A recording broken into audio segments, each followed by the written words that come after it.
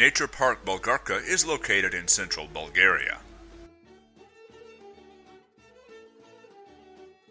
Park Bulgarka encompasses an area of nearly 22,000 hectares and is home to many plant and animal species.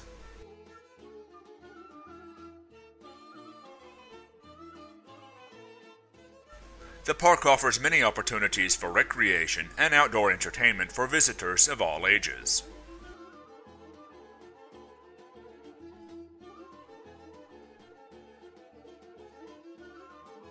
Park Bulgarka is open to anyone who wishes to visit.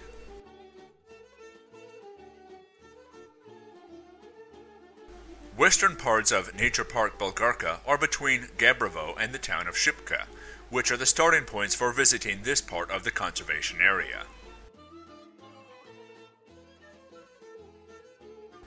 Eastern Bulgarka Natural Park is situated between the town of Triavna and the village of Radanci, and has convenient access to its territory by the railway transport along Gorna Ornihanhovica